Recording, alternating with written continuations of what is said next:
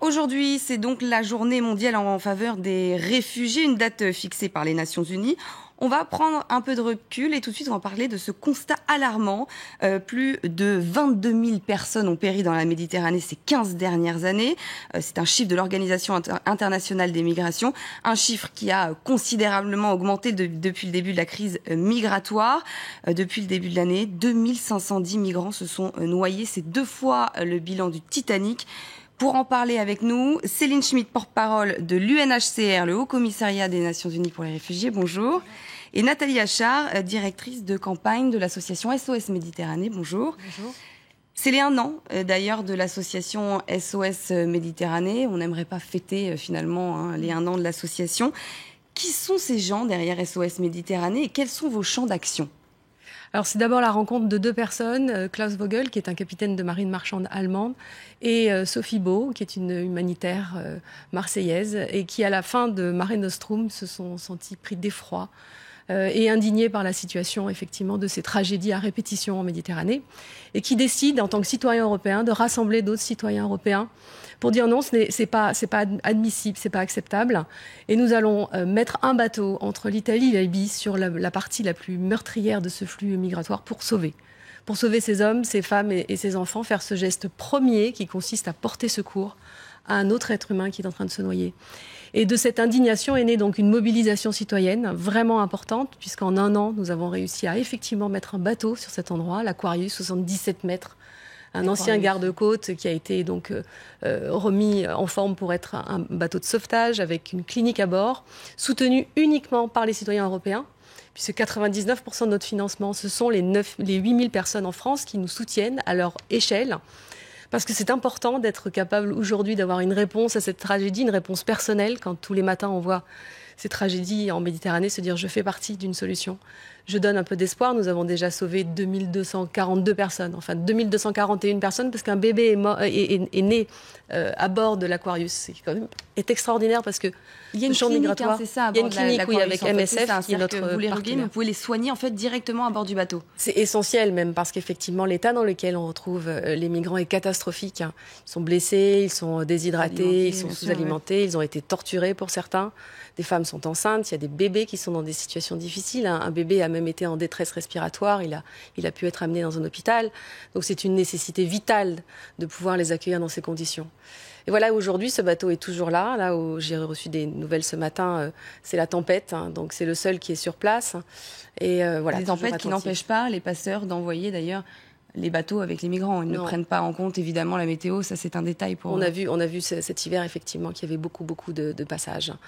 Quand est-ce que s'arrête en fait la mission de l'association, le rôle ? C'est-à-dire qu'une fois que vous les avez déposés à terre, ou est-ce qu'à terre aussi, il y a une aide pour eux ? Ou SOS Méditerranée, c'est vraiment comme son nom l'indique, essentiellement du sauvetage en mer ? Oui, c'est essentiellement, et c'est énorme, du sauvetage en mer, puisque c'est normalement un travail institutionnel. Après, en arrivant en Italie, SOS Méditerranée Italie est en contact avec des associations locales, bien entendu. Si certains ont eu des problèmes médicaux, MSF est en capacité de suivre ce qui se passe après. Mais il est clair que toutes nos ressources sont mises aujourd'hui dans le sauvetage, qui est essentiel et très compliqué. Céline Schmitt, l'UNHCR, quel est son champ d'action, lui, concrètement ? Votre champ d'action à vous ? Alors, de façon globale, notre mandat, depuis 1951, est de coordonner l'action internationale pour protéger, assister les réfugiés. Aujourd'hui, le nombre de personnes déplacées dans le monde, le chiffre a atteint un chiffre sans précédent. Donc, on a publié ce matin notre rapport statistique de 2015. À fin 2015, 65,3 millions de personnes étaient déplacées, plus de 21 millions de réfugiés et plus de 40 millions de personnes déplacées internes. C'est un chiffre sans précédent. On a dépassé pour la première fois les 60 millions de personnes déplacées dans le monde. L'année dernière, le chiffre était de 59,5 millions de personnes. Donc, notre travail actuel, effectivement, fait face à de nombreux défis. Et notamment pour trouver des solutions. Chaque année, pour la Journée mondiale du réfugié, on essaie donc de mettre l'accent sur les questions de réfugiés, les besoins, mais aussi de trouver des lueurs d'espoir, des signes d'espoir. Cette année, il est très difficile de trouver des lueurs d'espoir. Les moyens, est-ce qu'ils sont suffisants face à l'ampleur de la situation ? C'est une question, je connais la réponse, mais... Non, les moyens ne sont pas du tout suffisants. Où est-ce que ça pêche, du coup ? Qu'est-ce que vous avez besoin ? Vous, aujourd'hui, si on vous demande de quoi vous avez besoin, qu'est-ce que vous dites ? D'autres bateaux. Ça va être aussi clair que ça. Déjà, les moyens de pouvoir finir l'année, puisqu'aujourd'hui, SOS Méditerranée, avec un optimisme contagieux, reste sur place, même si nous sommes encore à 20% de nos capacités financières. Il nous manque 20% du financement et d'autres bateaux parce que voilà, on fait notre part de colibri.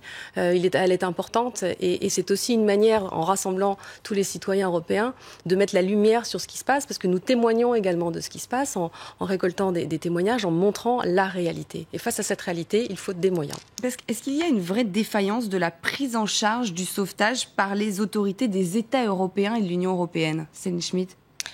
Alors, ce qu'il faut effectivement, c'est qu'il y ait plus de sauvetage en mer. Il y avait une opération de sauvetage en mer, Mare Nostrum.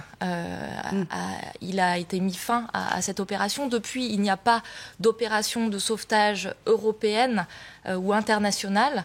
Il y a les gardes-côtes et les patrouilles également de Frontex qui font du sauvetage quand ils sont alertés d'un naufrage ou d'une situation compliquée.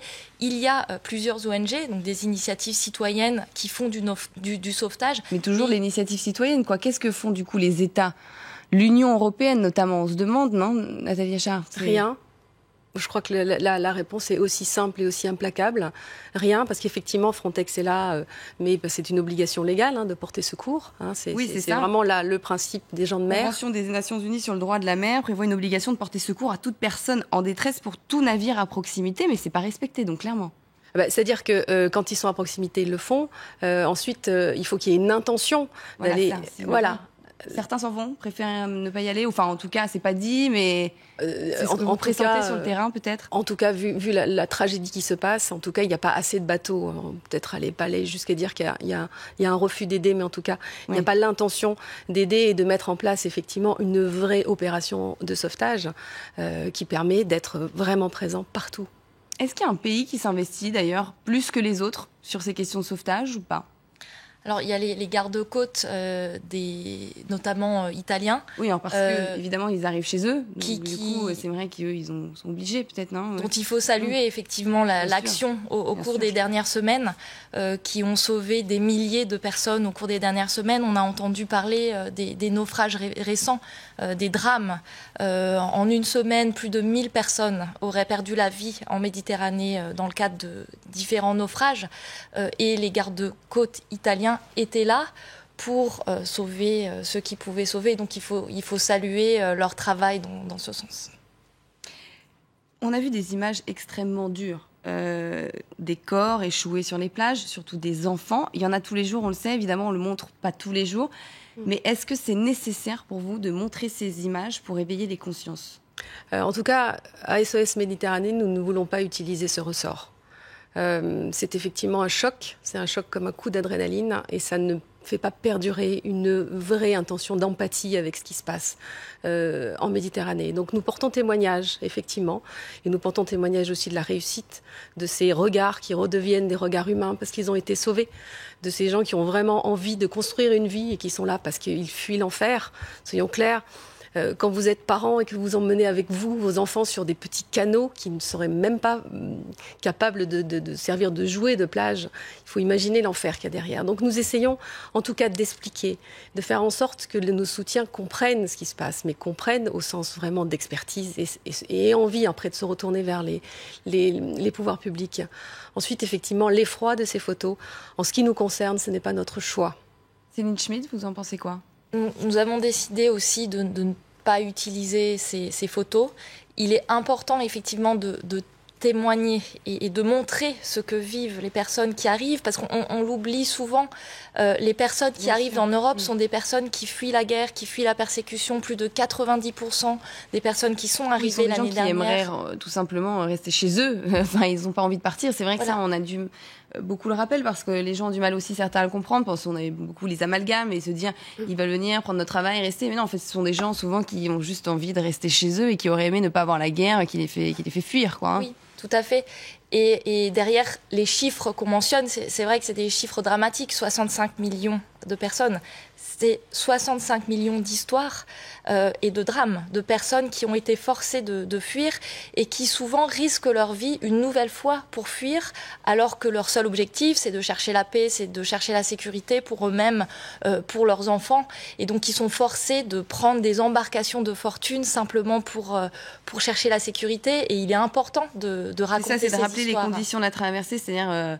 En effet, ces embarcations de fortune, souvent des gens on leur a pris tout ce qu'ils avaient avant, donc non plus en plus de passeport, rien du tout. On leur a pris de l'argent déjà pour cette traversée, et ensuite on les envoie en effet dans des embarcations qui sont prêtes à couler finalement, et puis on les laisse. On disait tout à l'heure, quelle que soit la météo, les passeurs, ça s'en fiche. D'ailleurs, où est-ce qu'on en est sur la lutte contre les passeurs ? Est-ce que là aussi, l'Union européenne ou les États arrivent à faire quelque chose pour lutter contre ces passeurs ? C'est extrêmement difficile puisque souvent ils sont dans les pays d'où ils viennent, c'est la Turquie ou la Libye par exemple. Trafic de passeurs, compliqué. Alors, pour ce qui est de la Libye, c'est important. On reviendra peut-être sur les passeurs, mais sur les conditions de traversée, parce que c'est quelque chose qui est assez peu connu. Nous, on a un migrant qu'on a interviewé qui nous expliquait qu'il avait mis 7 ans pour arriver jusqu'en Libye. 7 ans d'errance catastrophique, vous pouvez l'imaginer. Une fois arrivé en Libye, c'est pas terminé. Il y a le trajet de la Libye, les gens pensent, mais en fait, oui, c'est ça. Ils traversent l'Afrique des fois pour arriver. Et là, effectivement, nous avons quand même essentiellement l'Afrique subsaharienne qui arrive. Et une fois arrivés en Libye, qu'est-ce qui se passe ? Effectivement, déjà, ils n'ont plus grand-chose, mais on essaie encore de leur extirper leur dernier argent. Ils sont mis en prison, ils peuvent être torturés pour qu'effectivement, on fasse pression sur leur famille. Ils sont mis en esclavage aussi. Il y a quelque chose qui est important, c'est que l'esclavagisme est en train d'être remis au goût du jour. C'est une catastrophe. L'esclavagisme moderne. Et une fois qu'ils n'ont plus aucune valeur, excusez-moi cette expression, mais c'est la réalité, effectivement, on leur donne l'autorisation de partir sur ces canaux. Certains ne veulent pas, parce qu'ils voient l'état des canaux. Ils sont obligés, il y a des rafales de Kalachnikov. C'est pour ça qu'on récupère des migrants qui sont blessés par balle et qui partent dans ces conditions-là. Donc ça, c'était important. J'avais envie de resituer ça parce que c'est une migration extrêmement violente. Oui, c'est la traversée la plus dangereuse. Finalement. Elles sont toutes dangereuses, mais celle de la Libye vers l'Italie et Lampedusa, elle est extrêmement dangereuse en plus, cette traversée-là. Hein. C'est la plus dangereuse. Et aujourd'hui, le taux de mortalité sur cette traversée-là est passé de 2 à 5% en 5 mois, ce qui donne effectivement une idée de la catastrophe. Et l'été venant, nous sommes vraiment extrêmement inquiets de ce qui va se passer. Et vraiment temps qu'il y ait une prise de conscience. Céline Schmitt, sur les passeurs, alors, est-ce que la lutte contre les passeurs est efficace ? Alors, ce qu'il faut effectivement, c'est qu'il y ait une lutte contre les passeurs, mais au-delà de ça aussi, que, en fait, pour lutter contre les passeurs aussi, ce qu'il faut, c'est que les réfugiés aient accès à des voies légales pour venir en Europe, pour atteindre des pays en paix. C'est une des solutions, ça, justement, que vous êtes sur le terrain, peut-être C'est effectivement une des solutions. Il y a différentes choses à faire, donc effectivement, le sauvetage en mer est primordial, mais les voies légales pour que les réfugiés puissent arriver en Europe est vraiment une des priorités, parce que les personnes qui fuient la guerre ne devraient pas avoir à risquer leur vie une nouvelle fois pour atteindre la sécurité. Et c'est vraiment un de nos plaidoyers principaux auprès des États européens et autres, les États-Unis, le Canada, pour que plus de places soient proposées.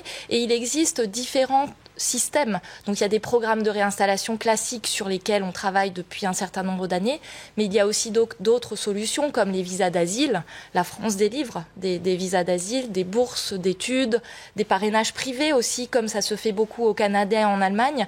Et donc il est important que plus de solutions légales soient proposées aux réfugiés pour qu'ils puissent gagner l'Europe en sécurité. Et alors ça, justement, harmoniser les politiques d'asile à l'échelle européenne, est-ce que c'est vraiment possible ? C'est nécessaire. Il faut une coordination entre les différents États européens pour répondre à la situation actuelle. On l'a vu l'été dernier. En fait, il y a eu une situation de chaos suite à l'arrivée de réfugiés et de migrants en Europe, alors que l'Europe peut gérer cette situation. Il y a 1 million de personnes qui sont arrivées l'année dernière, mais si on compare ça au nombre total de personnes qui vivent en Europe, donc la population européenne qui est de 508 millions d'habitants, c'est une situation qui est gérable, mais il faut qu'il y ait une coordination et éviter ce chaos. Et cette coordination veut dire une aide et une solidarité vis-à-vis des pays qui accueillent en premier lieu les réfugiés. Là, je parle toujours de l'Europe, donc la Grèce et l'Italie. Une aide à ces pays-là pour qu'ils puissent gérer, parce que tout seuls, ils ne peuvent pas gérer, mais si l'ensemble de l'Europe répond, ils peuvent. Des mesures ont été prises l'année dernière, notamment la relocalisation des réfugiés de la Grèce vers d'autres États européens, mais elles sont lentes à être mises en place. Oui, et puis en plus, en face, à contrario, j'irais même dire, il y a des dispositifs de contrôle sur des frontières externes qui sont de plus en plus contraignantes dans certains pays et qui vont pousser justement les migrants à prendre des routes de plus en plus dangereuses. Donc on voit que l'harmonisation au niveau de l'Union européenne et de l'Europe, elle est quand même pas gagnée, quoi. Alors oui, malheureusement, on a vu la fermeture des frontières, la construction de murs qui ne sont pas du tout la solution. Les personnes qui fuient la guerre vont trouver un moyen d'atteindre la sécurité et ils vont encore faire face à plus de risques en fait. Donc vraiment, il faut que ces mesures qui ont été adoptées l'année dernière soient mises en place. La France le fait. La France s'est engagée à accueillir 30 000 réfugiés dans le cadre de ce programme de relocalisation. La France tient à continuer ce programme. Et donc chaque semaine, des réfugiés arrivent en France de Grèce. Et pourtant, la Commission européenne, le 7 juin dernier, a annoncé de nouvelles mesures visant à inciter le pays d'origine des migrants à lutter contre l'exode de leurs ressortissants. Mais donc ça va aussi un peu à l'inverse, que on se dit d'accord, c'est très bien évidemment, mais dans certains pays c'est impossible. La Syrie, l'Irak, ces gens-là de toute façon sont déjà pour la plupart partis, mais ils sont sur les routes. Donc je veux dire, ces pays-là, en plus, vu l'état du pays, la Commission européenne donne cette mesure-là, mais en même temps, ça ne concerne pas ces pays-là, c'est impossible. Hein. Alors il y a différentes choses. Tout d'abord, oui, les personnes qui fuient la guerre et la persécution doivent avoir la possibilité de demander l'asile et de demander l'asile en Europe. C'est une obligation légale. Ensuite, il faut une aide aux pays de premier accueil des réfugiés, parce que la majorité des réfugiés, 86% des réfugiés, sont dans les pays voisins des pays en guerre. Donc il faut une aide pour ces pays-là, pour qu'ils puissent assister les réfugiés, mais ces aides ne doivent pas être liées à des politiques de retour ou c'est la protection en fait des réfugiés qui doit être au centre des politiques qui sont mises en place. Nathalie Achard, vous oui, justement, je trouve que l'expression la protection des réfugiés, c'est tout le problème. C'est-à-dire l'incohérence que vous pointez. Voilà, elle est issue de cette première problématique, c'est qu'est-ce qu'on fait de ces êtres humains qui sont en désespérance et qui sont en souffrance. Qu'est-ce qu'on en fait? C'est-à-dire vraiment, c'est la première question. Ensuite, il y a de la politique. Ensuite, il y a des institutions. Ensuite, il y a des lois. Mais déjà, se recentrer là-dessus, c'est qu'effectivement, il y a des êtres, il y a des hommes, des femmes, des enfants qui fuient l'enfer, qui ne peuvent pas faire autrement. C'est-à-dire, c'est pas un choix de confort. C'est un choix de survie. Et qu'est-ce qu'on en fait à titre individuel, bien entendu. Et ça, c'est vraiment tout le travail de cette mobilisation citoyenne qui est puissante, vraiment, parce on parle d'indifférence, c'est pas vrai. Quand on voit que nous sommes en capacité de faire ce travail grâce à la mobilisation citoyenne, il n'y a pas de l'indifférence. Il y a vraiment une envie d'aider. Et cette envie, c'est vraiment, et cette intention d'aider, elle est au cœur ensuite de la cohérence éventuelle des décisions politiques. Mais tant qu'elle n'est pas là, tant qu'elle n'est pas exprimée clairement, ça restera incohérent. Depuis 2011, la France a accueilli près de 10 000 réfugiés syriens sur les 4,5 millions qui ont quitté leur pays. C'est pas assez, selon vous ? C'est-à-dire oui, c'est pas assez tant qu'on va se retrouver face à ces gens qui prennent tous ces risques pour venir. Il faut vraiment reprendre conscience de ça. C'est ces risques impossibles. C'est ces risques qu'on ne prendrait pas, qu'on ne peut même pas comprendre. Sincèrement, on ne peut même pas les comprendre. Donc ça veut dire qu'il se passe quelque chose et que c'est simplement un devoir. C'est celui qu'on nous apprend depuis qu'on est tout petit. Quand il y a quelqu'un qui ne va pas, quand quelqu'un se noie dans une piscine ou quelqu'un qui se noie dans la Seine, on se jette à l'eau pour sauver. Pourquoi on ne fait pas ça ailleurs ? Qu'est-ce qui se passe ? Il y a de la peur et sans doute des choses qu'il faut écouter, des peurs qui sont presque institutionnelles aujourd'hui. Alors il faut sans doute la déplier, essayer de comprendre ce qui se passe. Mais au-delà de ces peurs, il faut se rappeler quand même qu'il y a des gens qui se noient. Et j'ai l'impression que quand on fait cet acte d'aller sauver quelqu'un de la noyade, on se sauve soi-même aussi. De cette noyade morale, de cette noyade citoyenne, de cette noyade humaine, de laisser une telle tragédie avoir lieu. Le sort des enfants, est-ce qu'il est préoccupant, notamment ces enfants qui parfois n'ont plus leurs parents? Oui, il est très préoccupant. Déjà, nous, notre statistique aujourd'hui, c'est qu'on a près de 20% de mineurs qui sont qui sont sauvés et que les 3/4 sont non accompagnés. Donc oui, c'est extrêmement préoccupant. Céline Schmitt, notamment, c'est aussi, vous faites un travail notamment sur tout ce qui est aussi le regroupement familial qui est extrêmement compliqué après. Tout à fait. Alors tout d'abord, oui, le nombre de personnes, d'enfants déplacés est dramatique également. 50% des réfugiés sont des enfants. Ils ont besoin d'une protection particulière. Il y a une augmentation aussi du nombre d'enfants seuls qui sont déplacés, qui atteint presque 100 000. Donc il y a presque 100 000 enfants seuls qui ont été séparés de leur famille, qui sont déplacés actuellement. Et la réunification familiale est primordiale. Et c'est aussi une des voies légales dont je parlais. Il est important en fait de mettre en place ces mécanismes de faciliter cette réunification familiale.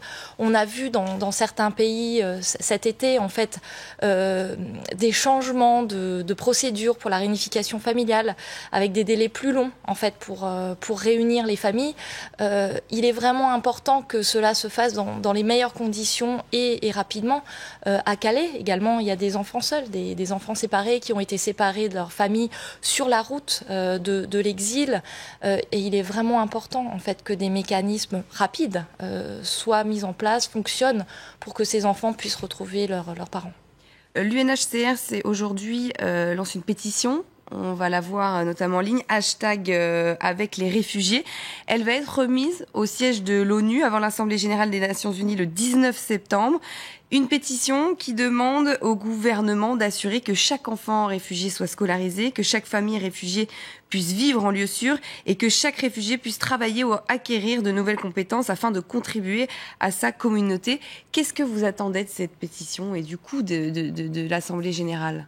Alors effectivement, on lance cette pétition cette année pour la Journée mondiale du réfugié parce qu'il est important en fait que plus de solidarité soit montrée et plus de solidarité soit montrée par les gouvernements pour qu'ils agissent pour accueillir, protéger les réfugiés et que les citoyens se mobilisent en fait pour faire passer ces messages-là. Et j'en reviens donc à cette mobilisation citoyenne qui effectivement est importante. Nous, on a vu depuis l'été dernier un réel élan de solidarité. Je parle des Français parce que je suis basée à Paris actuellement.